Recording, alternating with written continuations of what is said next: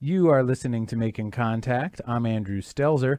The story we just heard lays out how a lack of legal protections often leaves whistleblowers out in the cold. So we wanted to find out, are there any other countries doing a better job than the United States? If you read a bit on the subject, you'll likely be pointed towards the UK, where the Public Interest Disclosure Act, or PETA, a law passed in 1998, is often credited as being one of the best whistleblower protection laws in the world. But there are some critics of PETA, and we've got one of the most prominent joining us now via Skype. Eileen Chubb is a former care worker who blew the whistle on the abuse of elderly people she witnessed on the job. She went on to found Compassion in Care, a group that supports those trying to improve the elder care system, including whistleblowers. And she also helped start The Whistler, a group of whistleblowers from various industries and fields, not just care workers, that support and assist each other during and after the whistleblowing process. Eileen Chubb, welcome to Making Contact. Thank you. So when did you first see yourself as a whistleblower, and what kind of image did that term create in your mind before you became one?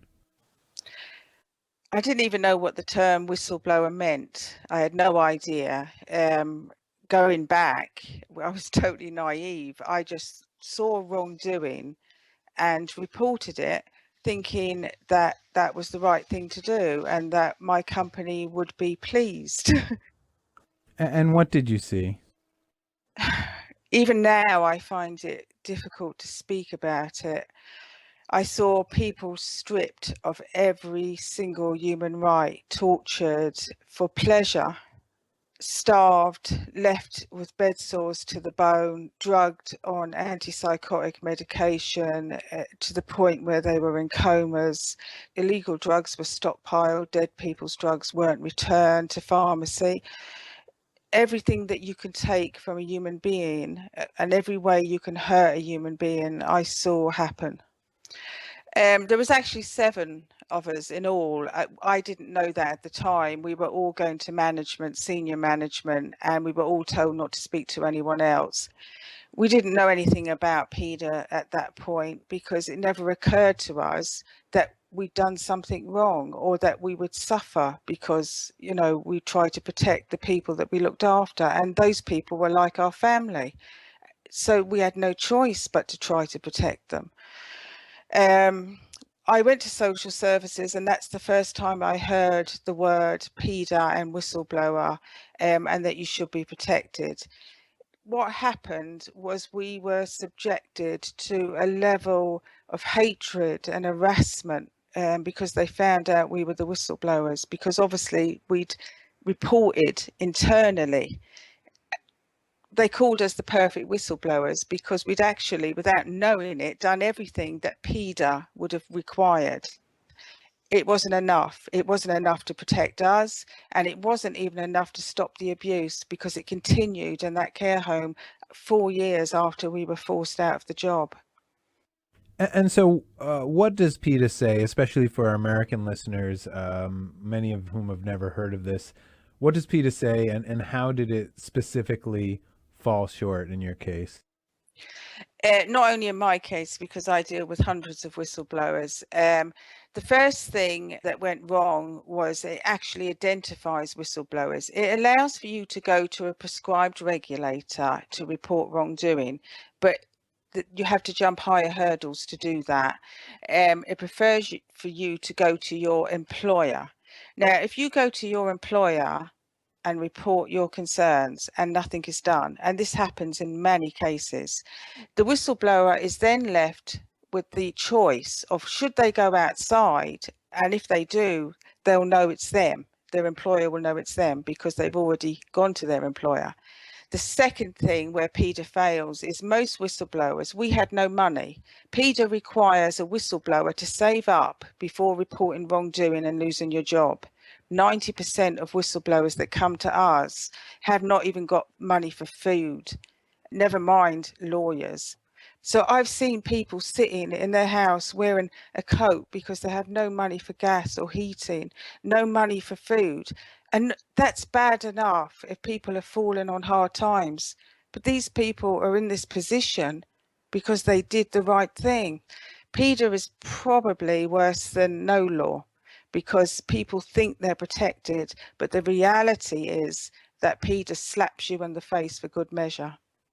Well, that brings up another question. Why is it seen as so great? Is it just that the laws of other countries fall even shorter? Why is it credited as being this landmark protection? I cannot imagine in my wildest dreams why other countries would want to follow suit. The law that we want, Edna's law, would give whistleblowers protection.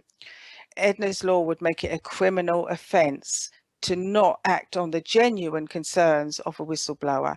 It would also make it a criminal offence to cause harm to a genuine whistleblower. That gives us accountability. The other thing that we would ask for is that the state prosecute. This is not an employment issue. An employment issue is about your working conditions, etc. Whistleblowers are people that are reporting very often criminal offences in the public interest. If it's in the public interest, the state should be the person to prosecute, and the whistleblower should be treated as a protected witness. Over the last few years, some big name whistleblowers have been in the news. In the U.S., we have Chelsea Manning and Edward Snowden exposing wrongdoing by the U.S. government and military. And connected to both of them, and perhaps more relevant in the U.K., is the involvement of Julian Assange of WikiLeaks, who's currently holed up in the Ecuadorian embassy in London. And many believe his freedom is being restricted because he provided aid to whistleblowers. I'm wondering, how have the attacks on these people affected what we might consider small time, quote unquote, whistleblowers like yourself, who aren't exposing issues related to massive armies, wars, and entire nations? I do think Snowden and Chelsea Manning have helped to raise awareness about what happens when somebody raises the alarm.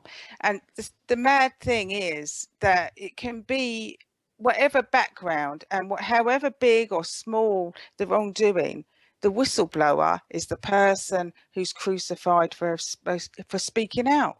We need to change the way that we look at whistleblowing, because believe me, I go all over the country and speak on this. And tomorrow, I say to people, tomorrow your wife or your husband or your daughter could be killed on a train crash. How would you feel if you found out that that driver had been reported for dangerous driving previously by a whistleblower and nothing was done?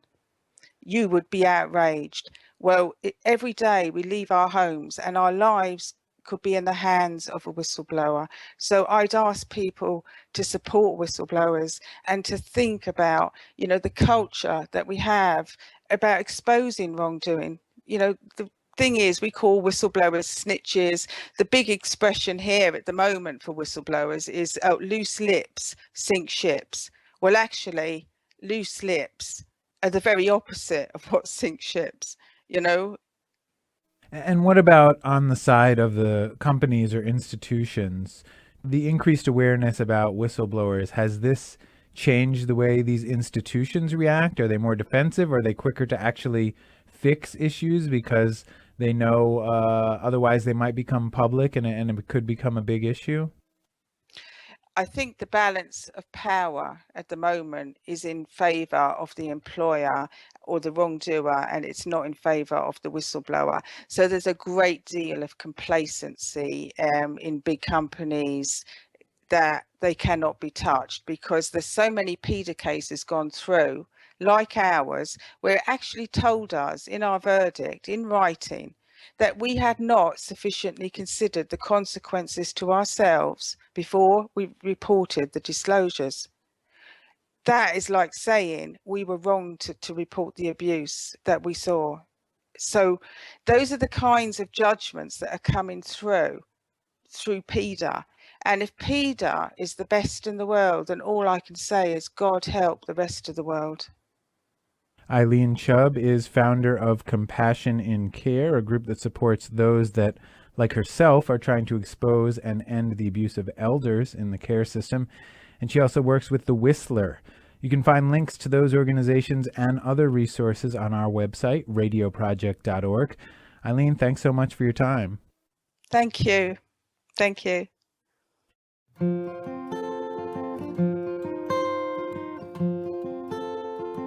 That's it for this edition of Making Contact. Check out our website, radioproject.org, to get a podcast, download past shows, or make a difference by supporting our work.